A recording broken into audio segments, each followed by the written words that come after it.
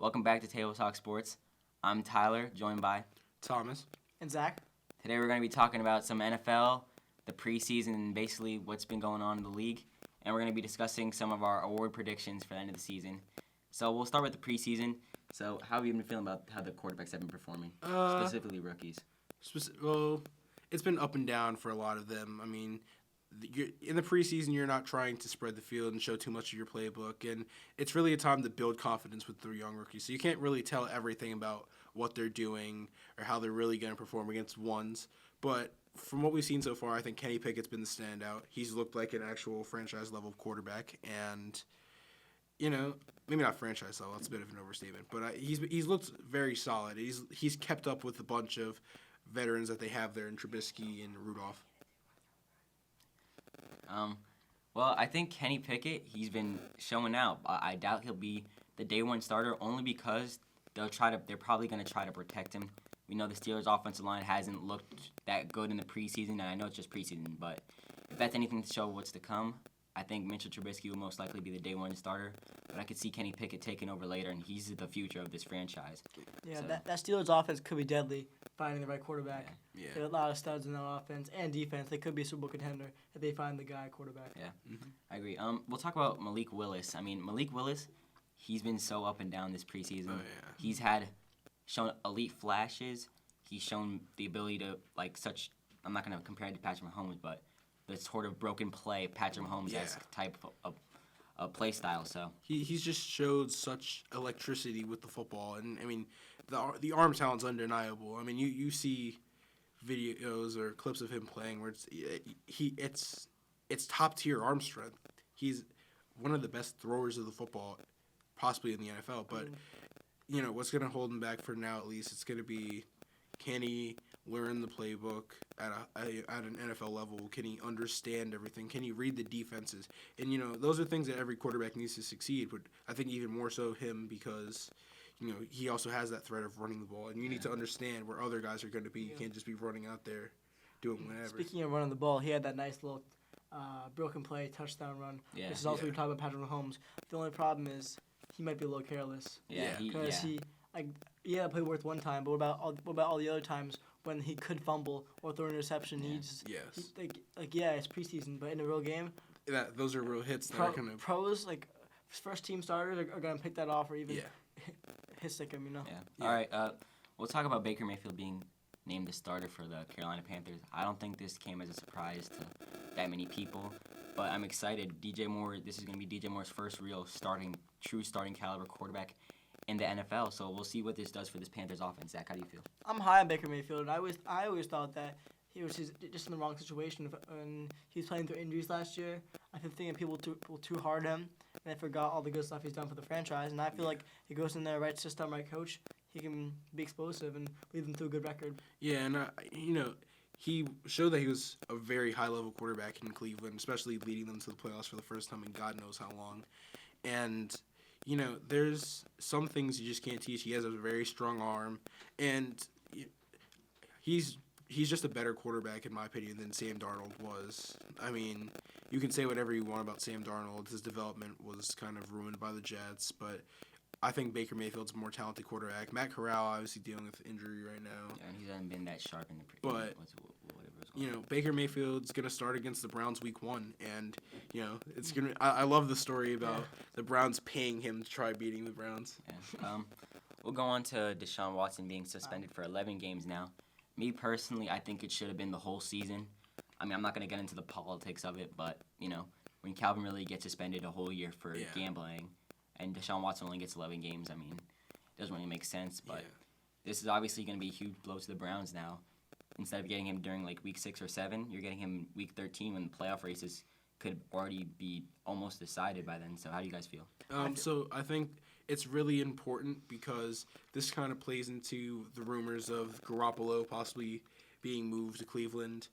You know, they're going to be looking to find a guy that can serviceably play games for them. And I don't think Josh Dobbs is the answer.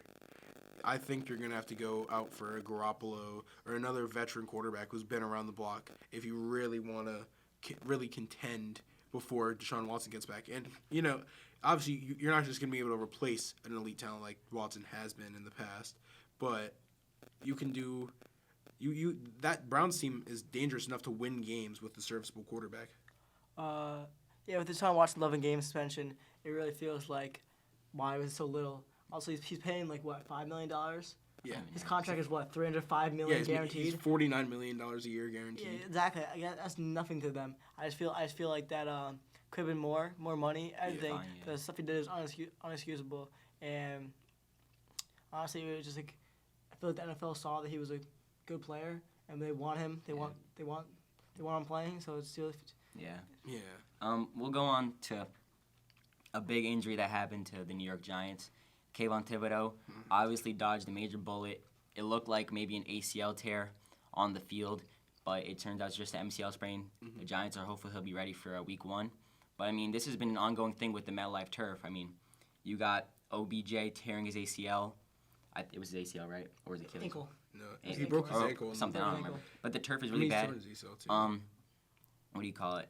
There's just a lot of injuries going on with the turf, and there has to be something done because these are season-ending injuries that have been going on, and it's not just something that's been happening recently. It's been happening for a long time. It's really just the fact that preseason, like, why do you have your star first-round pick playing in the second quarter against the Bengals in the second preseason game of the year? Like yeah, people want to see that, but people also want to see him play during the season. It's my bad. No, here you go. It's been like an ongoing thing with the MetLife turf. Obviously, a couple years ago, there was that 49ers kind of trip to MetLife where they got heavily injured in the Jets game. Then they got heavily injured in the Giants game too, and that's just kind of what it is. But I also kind of think it was a little bit of a dirty play. There's no reason to be cut blocking guys in the second quarter of a preseason game. Yeah, I think that personally, even though it's a legal block, I don't think cut blocking should even be allowed in the game of football.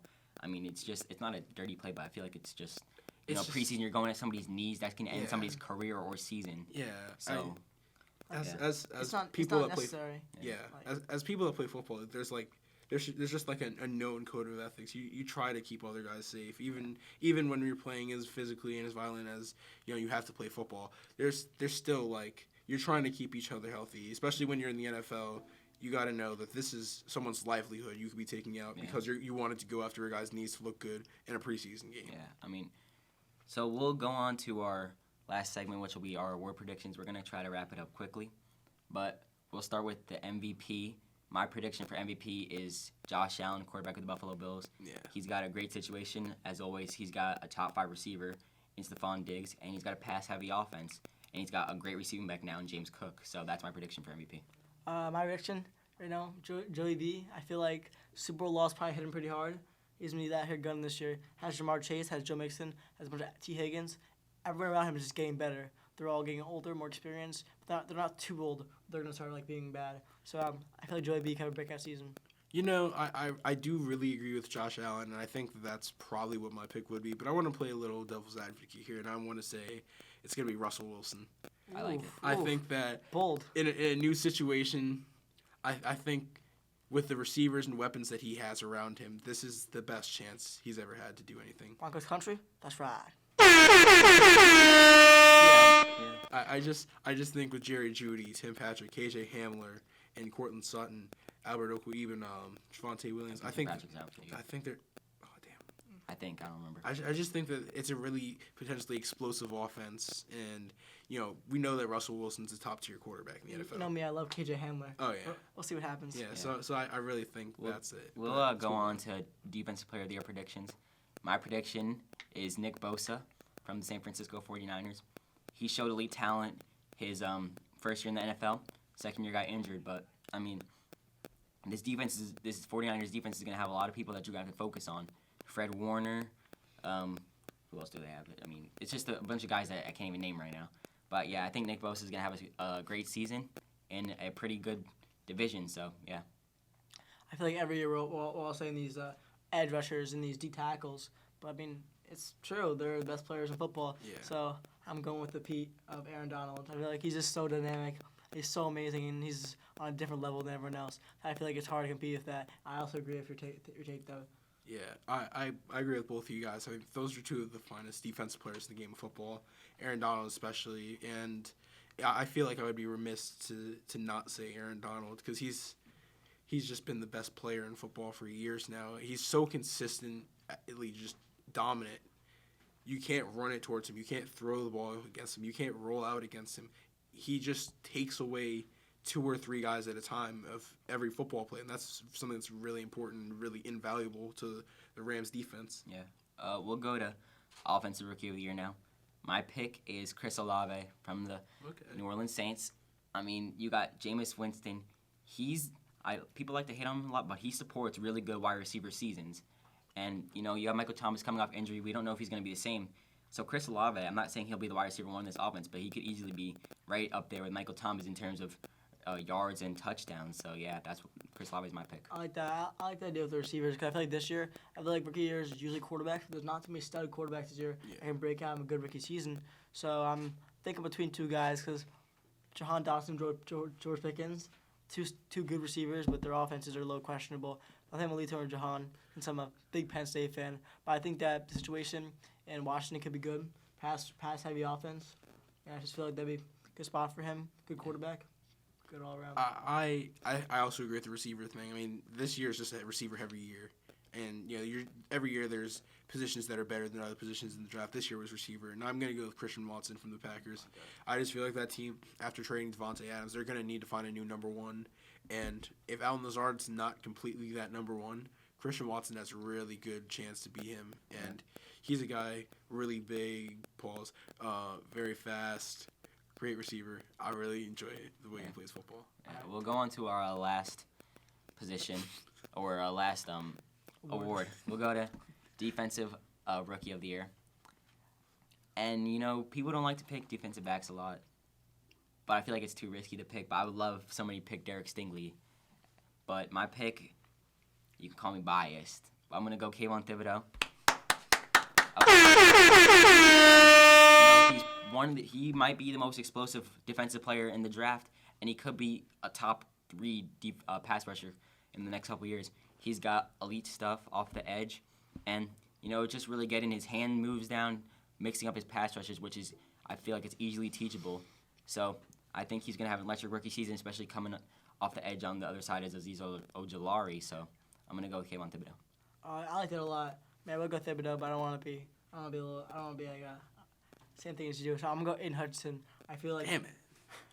I feel like, he's so good at Michigan, and he played well during preseason. And I just feel like he can be an instant impact. He's a generational talent.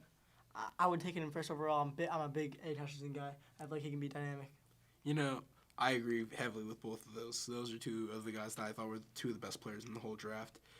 And, to go with what Tyler said before, I think I'm going to go with Derek Stingley because that Texans team doesn't have a ton of bright spots. And I think he can be the big bright spot in that team's defense. He has potential to be a true lockdown corner, and guarding ones week in, week out. I think that would be something that would really help him. And I think nothing but good things can come from this year from Derek Stingley. I expect him to be one of the top players one of the top corners in football this year. All right, I think that's it for the segment. That's it. Thank you for tuning in, and we'll catch you next time. Peace out. Like and comment. Broncos country? That's right. Dude, I had such a